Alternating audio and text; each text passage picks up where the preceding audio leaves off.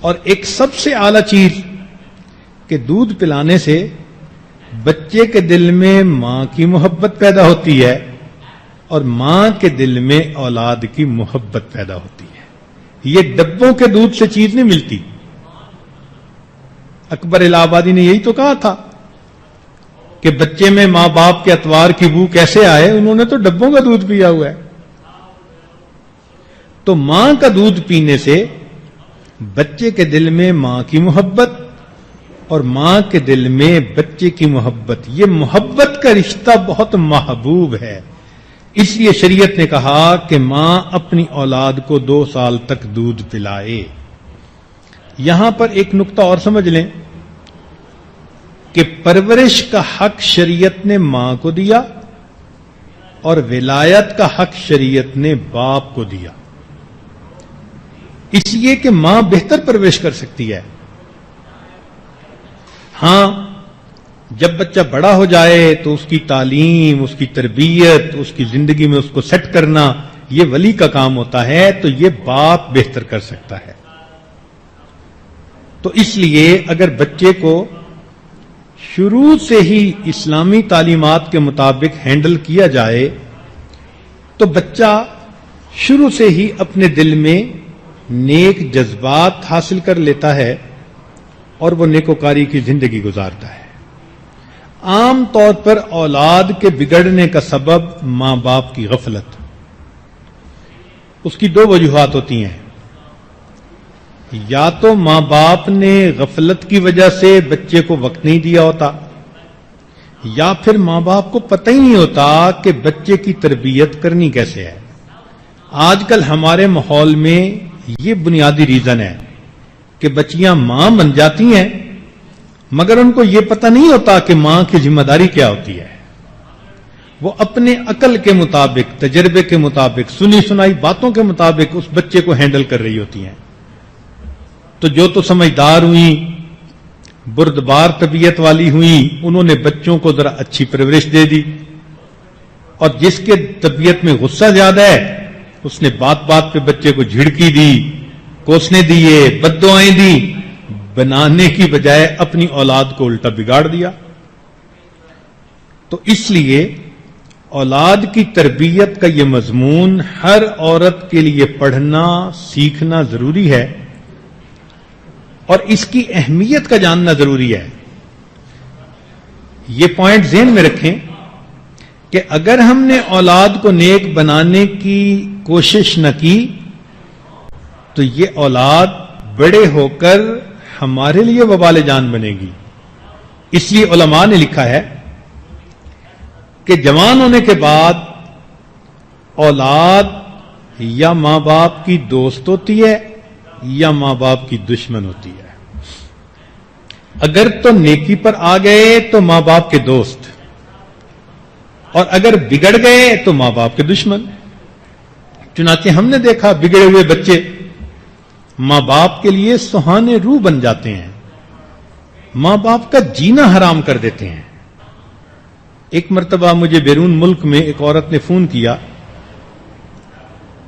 کہنے لگی جی دعا کرو اللہ تعالیٰ میرے بیٹے کو ہدایت دے.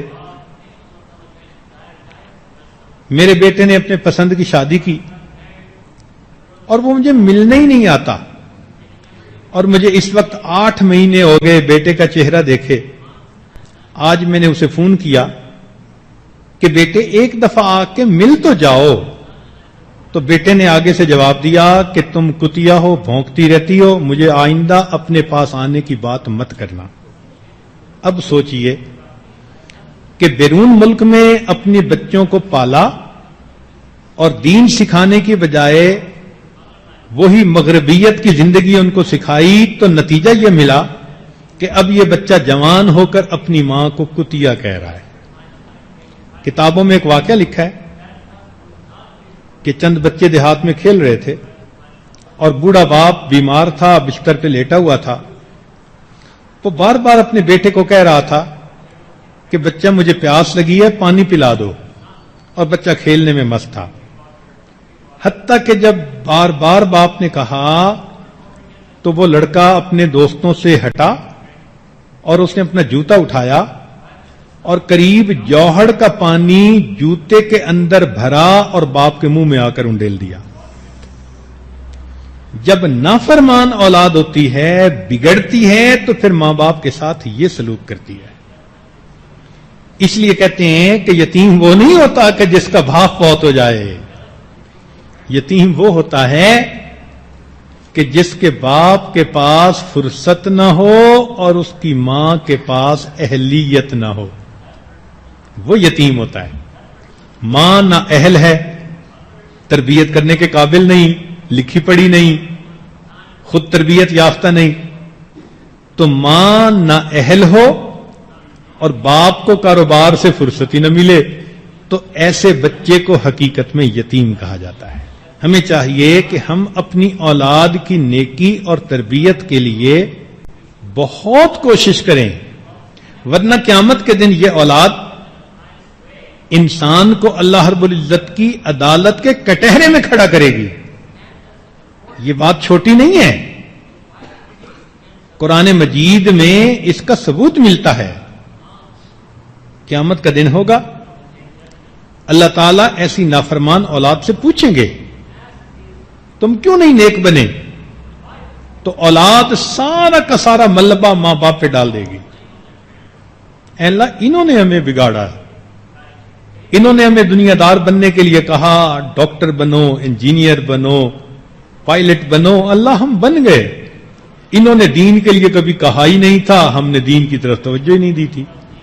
چنانچہ مفسرین نے اس آیت کے تحت لکھا ہے کہ ربنا انا اطعنا سادتنا وکبراءنا فاضلونا السبیل، اے اللہ ہم نے تو اپنے بڑوں کی اتباع کی، ان کی بات مانی، فاضلونا السبیل، انہوں نے ہمیں راستے سے بھٹکایا، انہوں نے کہا تم چارٹرڈ اکاؤنٹنٹ بن جاؤ، ہم بن گئے، انہوں نے کہا تم MBA کر کے دکھاؤ، ہم نے دکھا دیا، ہم ڈاکٹر بنے، فلاں بنے، انہوں نے دنیا کا گول آبجیکٹو دیا، ہم نے پورا کر دکھایا، انہوں نے تو دین کی طرف کبھی ہمیں متوجہ نہیں کیا تھا۔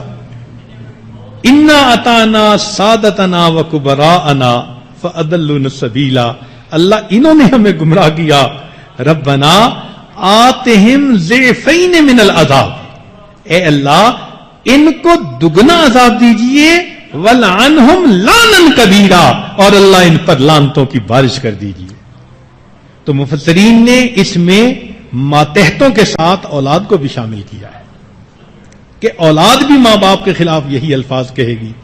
اب سوچئے جن کو آپ اتنی محبت سے پالتی ہیں، اتنی محبت کے لقمے ان کے منہ میں دیتی ہیں، کل یہی اولاد اگر اللہ کے سامنے یہ کہہ رہی ہو کہ اے اللہ میری اس ماں اور میرے باپ کو بھی جہنم بھیجو، اور یہ ساتھ لے کے جہنم میں جائیں، تو پھر ہمارے لیے آخرت کا کیا معاملہ بنا؟